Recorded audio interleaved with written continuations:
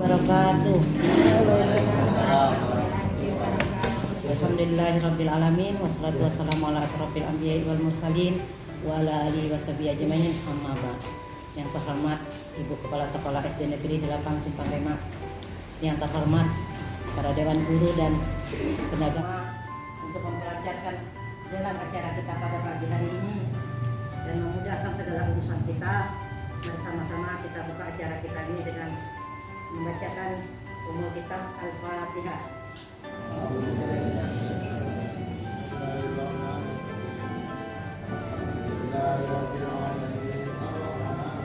Warahmatullahi wabarakatuh. Ibu kepala sekolah yang saya hormati, Bapak Ibu guru, tenaga pendidik dan pendidikan SD Negeri 8 Simpang Lebak yang juga saya hormati dan saya hormati. Alhamdulillah, pertama-tama marilah kita panjatkan syukur kita kepada Allah Subhanahu wa taala. Salawat dan salam kita aturkan kepada junjungan besar kita Muhammad sallallahu alaihi wasallam. Di mana beliau merupakan panutan kita dalam berakhlakul karimah. Kali ini saya akan memaparkan tentang materi budaya positif. Ini adalah bentuk aksi nyata kami dari program guru penggerak. Aksi nyata modul positif 4 tentang budaya positif, Bapak Ibu. Di sini akan kami pelajari beberapa bagiannya, yaitu pertama tentang disiplin positif dan kebajikan restitusi. Yang ketiga yaitu tentang keyakinan kelas. Yang keempat kebutuhan dasar manusia. Yang kelima 5 posisi kontrol. Dan yang keenam segitiga restitusi. Oke. Bapak Ibu yang saya hormati, ketika mendengar kata disiplin, apa yang terbayang di benak kita? Apa yang terlintas di pikiran kita? Kebanyakan orang menghubungkan kata disiplin dengan kata tertib, teratur, dan kepatuhan pada peraturan. Kata disiplin juga sering dihubungkan dengan hukuman. Salah satu alternatif terakhir, dan kalau perlu tidak digunakan sama sekali, Bapak Ibu. Dalam budaya kita, makna kata disiplin dimaknai kenyamanan. Selanjutnya Bapak Ibu, bahwa dalam konteks pendidikan kita saat ini untuk menciptakan murid yang merdeka, syarat utamanya adalah harus ada disiplin yang kuat. Disiplin yang dimaksud adalah disiplin. Maka kita memerlukan pihak lain untuk mendisiplinkan kita atau motivasi eksternal. Motivasi yang dari pendidikan. Sebagai pendidik, tujuan kita adalah menciptakan anak-anak yang memiliki disiplin diri, sehingga mereka bisa berperilaku dengan mengacu pada nilai-nilai kebajikan universal dan memiliki motivasi intrinsik, bukan ekstrinsik. Itu salah bagian yang kedua, setelah bagaimana kita berperilaku. Kita yang tahu, kita yang menentukan perilaku kita. Mengapa kita melakukan segala sesuatu? Apakah kita melakukan sesuatu karena adanya dorongan dari lingkungan atau ada dorongan dari yang lain? Terkadang kita melakukan sesuatu karena kita menghindari rasa sakit atau ketidaknyamanan. Terkadang kita juga melakukan sesuatu untuk mendapatkan apa yang kita mau. Oke Bapak Ibu, untuk menghindari ketidaknyamanan atau hukuman, itu motivasi manusia pertama. Ini adalah tingkat terendah dari motivasi perilaku manusia. Biasanya orang yang motivasi perilakunya untuk menghindari hukuman atau ketidaknyamanan, sebenarnya motivasi bersifat eksternal karena berada dari luar, bukan masih dalam diri kita sendiri. Selanjutnya kita teruskan yang kedua, untuk motivasi penghargaan dari orang lain. Satu tingkat di atas motivasi yang pertama, di sini orang berperilaku untuk mendapatkan imbalan atau penghargaan dari orang lain. Orang dengan motivasi ini akan melakukan sebuah tindakan untuk mendapatkan pujian dari orang lain yang menurut mereka penting dan mereka letakkan dalam dunia berkualitas mereka. Mereka juga melakukan sesuatu untuk mendapatkan hadiah, pengakuan, atau imbalan. Ini motivasi yang kedua ini Bapak Ibu juga bersifat eksternal karena belum didasari dari lubuk hati kita sendiri. Cara kita Bapak Ibu yang ketiga, untuk menjadi orang yang mereka inginkan dan menghargai diri sendiri dengan nilai-nilai yang mereka percaya. Orang dengan motivasi ini mereka melakukannya karena mereka ingin menjadi orang yang melakukan nilai-nilai yang mereka yakini. Oke Bapak Ibu. Motivasi yang ketiga, motivasi dari ketiga yang tadi Bapak Ibu yaitu apa tadi Pak? Ini diri sendiri dengan nilai-nilai yang mereka percaya. Ketika murid-murid kita memiliki motivasi tersebut, mereka telah memiliki motivasi intrinsik yang berdampak jangka panjang. Motivasi yang tidak akan terpengaruh pada adanya hukuman atau hadiah. Menanamkan disiplin positif yang positif ini kepada murid-murid kita. Ini yang perlu menjadi PR kita Bapak Ibu. Mari bersama-sama kita berkolaborasi bersama bagaimana cara kita untuk menanamkan disiplin positif ini kepada murid-murid kita. Motivasi, hukuman, penghargaan, dan restitusi.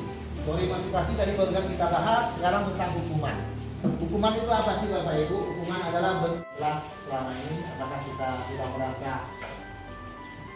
layaknya menjadi pendidik yang benar-benar memerdekakan siswa kita dalam belajar, memberi pembelajaran benar-benar berpihak kepada mereka. Nanti kita sama-sama merefleksikan diri kita.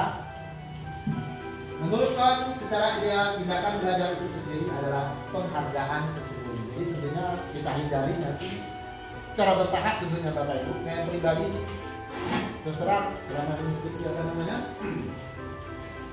program guru penggerak ini, Masya Allah Bapak Ibu, pengetahuan ilmu yang saya peroleh amat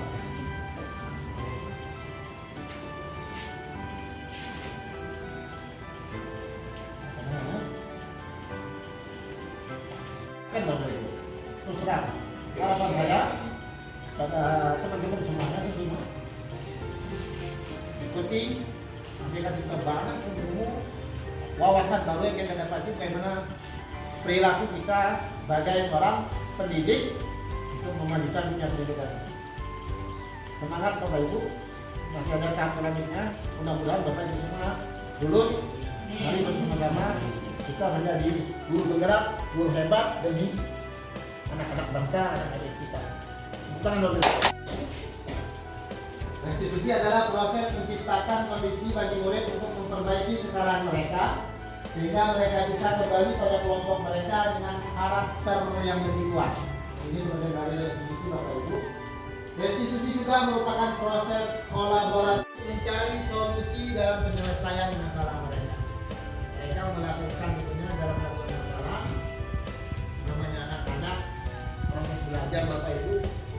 Nah, sebenarnya kita dewasa aja, jadi sering melakukan. Jadi mari kita anak-anak kita itu berkolaborasi sama-sama untuk bagaimana menyelesaikan masalah yang kita.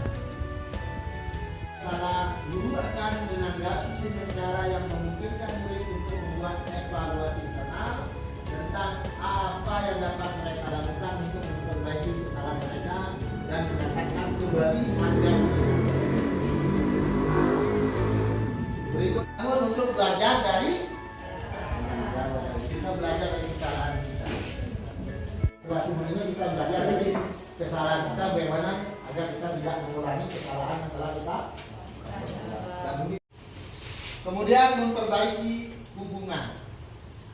Restitusi adalah tawaran, bukan paksa.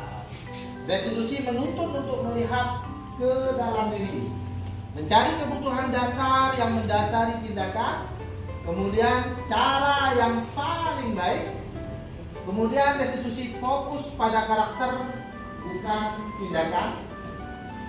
Restitusi menguatkan. Restitusi fokus pada solusi jalan keluar. Restitusi mengembalikan murid yang berbuat salah pada kelompoknya. Tentunya ketika kadang-kadang kita melihat anak-anak kita melakukan kesalahan kita, kembali bisa bersama berinteraksi dengan teman-temannya menjadi normal kembali. Tentunya dengan tuntunan Bapak Ibu kita para malu anak-anak SD ini Oke, Bapak Ibu, telah menuliskan satu kesepakatan yang kami ambil bersama-sama, bebas antara mereka sepakat tentunya tentang hal positif, Bapak Ibu. Misalnya satu contoh, tidak berkelahi. Kenapa? Yang nanti setiap orang berbagai macam. Kita tinggal tutup, ini yang tempel di sini. Sengaja memang saya tempel Bapak Ibu, sudah menjadi anak-anak semua. Bagi kami tentunya di laki-laki.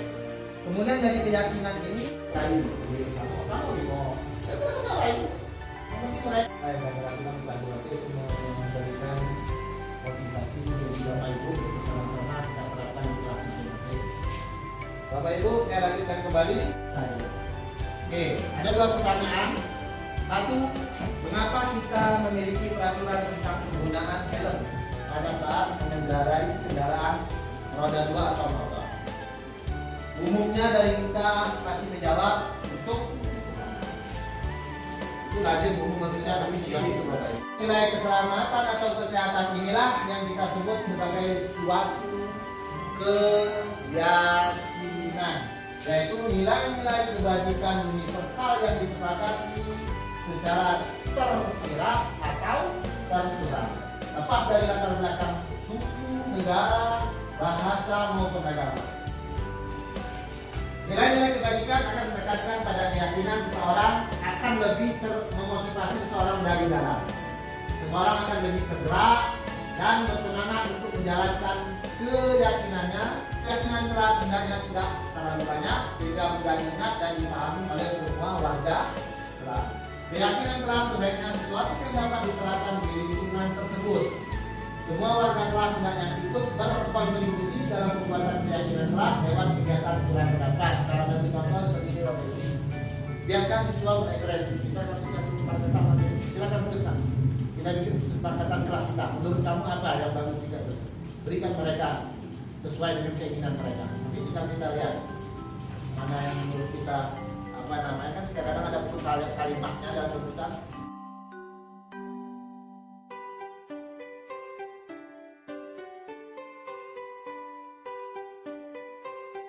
Kemudian kedua, kasih sayang dan rasa diterima atau kebutuhan untuk diterima. Yang ketiga, penguasaan atau kebutuhan pengakuan atas kemampuan. Yang keempat, kebebasan atau kebutuhan akan terlihat. Yang kelima, kesenangan atau kebutuhan untuk merasa senang. Oke, terima kasih Bang Marta.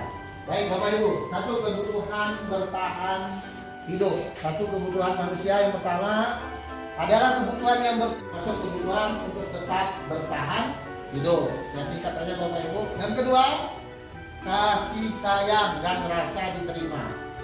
Memiliki rasa harga diri.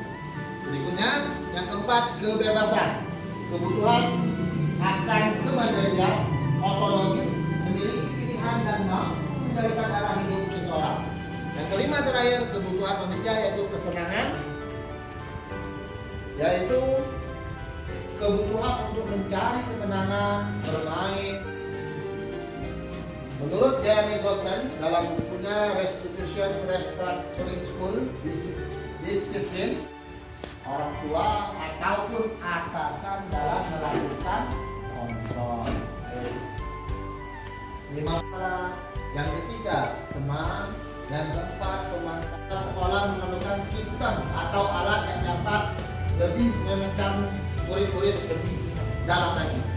Guru-guru yang kamu selalu saja salah, selalu yang terakhir selesai. Itu yang sudah tahu ini terakhir bahasa itu. Betul ya? Itu sudah boleh. Agar pembelajaran bisa berhasil, yaitu dengan cara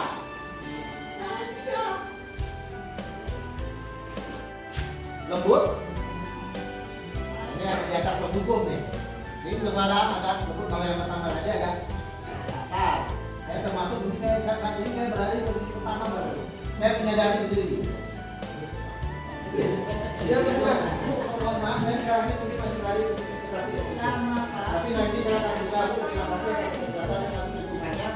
Saya akan berikan sekali dengan kamu. Kalau bahasa kampung gimana tuh? Dan dengar, dan dengar mati. Gak mati di tegak. Di sekitarnya disayangi ibu gurunya, orang tuanya ataupun masyarakat. Selanjutnya Bapak Ibu posisi sebagai teman. Tema posisi kontrol yang ketiga menggunakan hubungan baik dan humor untuk mempengaruhi seseorang. Mereka akan berkata, ayo bantulah demi Bapak ya. Ayo ingat tidak bantuan Bapak selama, ayo ingat tidak bantuan Bapak selama ini. Mancel bahasa gitu. Kalau ada tekan ngaji yang jawab itu. Ya sudah kali ini tidak apa-apa. Pakainya ada kawan aja nih. Dia udah kecewa. Akhirnya dia putus asa kan? Putus asa. Bapak udah peduli aja dengan aku udah nolong lagi. Memantau berarti mengawasi. Pada saat kita mengawasi, kita bertanggung jawab atas perilaku orang-orang yang kita awasi. Posisi memantau berdasarkan pada peraturan-peraturan dan konsekuensi dengan menggunakan sanksi atau konsekuensi, kita dapat memisahkan hubungan pribadi kita dengan murid. Sebagai seseorang yang menjalani terakhir yang kelima, jadi kontrol yang kita lakukan setelah guru adalah sebaiknya selayaknya sebagai seorang adalah posisi di mana guru berbuat sesuatu bersama dengan murid, mempersilakan murid mempertanggungjawabkan perilakunya. Murid bersalah, dia harus bertanggung jawab. Jangan kita lindungi murid tersebut. Kita cari sama-sama solusi untuk menyelesaikan masalah yang ada. Kemudian tadi kaitannya dengan motivasi, dia sendiri yang mencari solusi. Tentunya masih kalau murid kita ini siswa SD masih perlu tuntunan dan bimbingan dari kita lagi. Selanjutnya, seorang manajer telah memiliki keterampilan di posisi ini Bapak Ibu. Saya lanjutkan, singkat saja Bapak Ibu ya ini, yaitu suatu proses dialog yang dijalankan oleh guru atau orang tua agar dapat menghasilkan murid yang mandiri dan bertanggung jawab. Masuk contoh pendidikan di sini Bapak Ibu, ketika kita menghadapi murid yang melakukan kesalahan, pelanggaran yang telah disepakati di kelas. Dua contoh masih banyak contoh pertanyaan yang dijalankan Bapak Ibu, dua contoh pertanyaan dalam pertanyaan. Yang kedua, validasi tindakan yang salah. Kamu tentu punya alasan mengapa melakukan itu. Kita memvalidasi tentang tindakan. Ya, kita tidak tahu, kita jangan hanya melihat dia terlatar. Mungkin di belakang itu di rumahnya, mungkin bajunya masih basah, masih perlu disetrika. Kita kan tidak tahu, jangan langsung kita menghardik menurut dia apa yang ada. Berikutnya, adakah cara yang lebih efektif untuk mendapatkan apa yang kamu inginkan? Karena sekali masalahnya, apa masalah yang membuat kamu terlambat? Kemudian misalnya bla bla bla bla, kita cari solusi dan tanyakan apa masalah yang lain. Atau seperti kemarin yang sempat kita contohkan makanan yang kita berusaha beliau. Ingat itu yang menjadi motivasi bagi kami. Selanjutnya menanyakan keyakinan. Tapi versi anak-anak, tinggal nanti kita tuntutkan bagaimana untuk yang lurus yang baiknya. Yang dikenal dengan nama restitusi.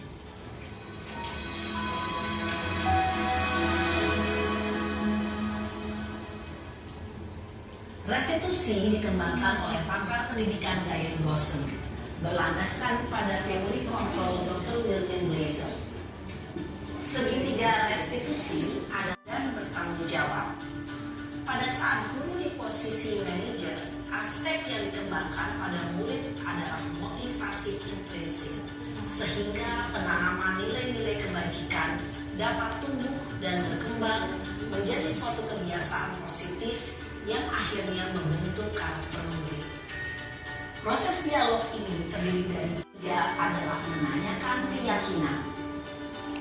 Ibu dan Bapak guru, berikut ini akan ditunjukkan bagaimana seorang guru berada dalam posisi manajer menggunakan penerapan segi.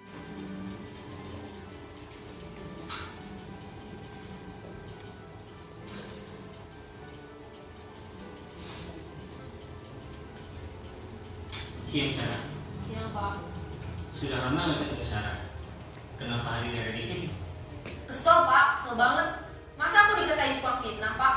Ya aku marah lah. Aku balik ngatain Eka di depan kelas. Kesel banget. Oh begitu. Ya pasti kamu marah dan kesal. Bapak juga akan marah apabila ada yang menuduh Bapak seperti itu. Kemudian pada saat itu kamu mau melakukan apa? Ya saya langsung ngatain Eka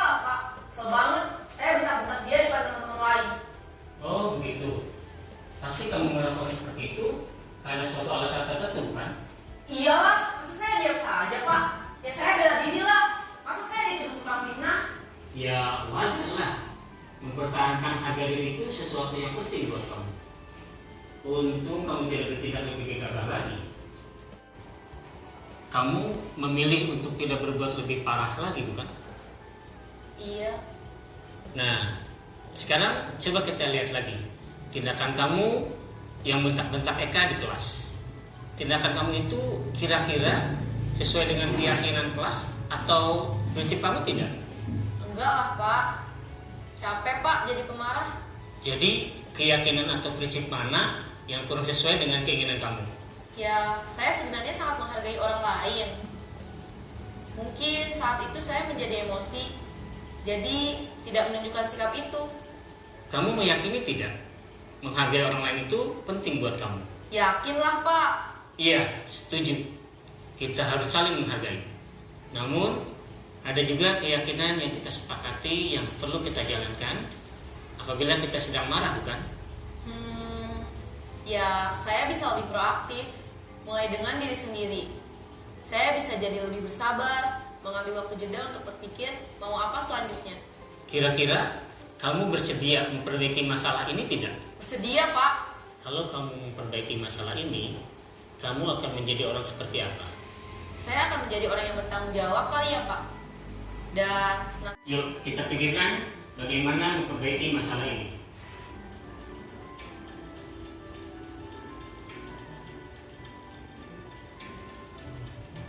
Ibu dan Bapak guru hebat, baru saja kita menyaksikan contoh bagaimana seorang guru berada dalam posisi manajer menggunakan penerapan segitiga restitusi kebutuhan tertentu. Guru yang telah memahami teori kontrol akan bergeser dari pemikiran stimulus respon menjadi proaktif dan mencoba. 2. Kamu bukan melakukannya tanpa suatu alasan tertentu. 3.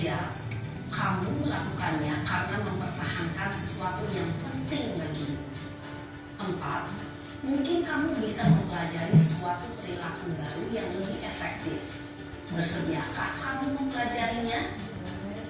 Intrinsik. Pada saat 3. Pemecahan masalah sebisa mungkin relevan atau memiliki hubungan dengan masalah yang ada. 4. Usaha. Perlu adanya suatu usaha membaik. Dari hari ini demikian yang sudah saya sampaikan. Terima kasih atas kesempatan atas waktunya. Assalamualaikum warahmatullahi wabarakatuh. Maaf atas segala kekurangan kesalahan yang telah disampaikan. Selanjutnya saya serahkan kepada Bu Usman. Semoga kita selaku guru-guru hebat bisa mempraktekkannya dalam kehidupan kita sehari-hari, terutama untuk anak didik kita. Kita beri aplaus dulu kepada pemateri yang Luar biasa Bapak Pemateri.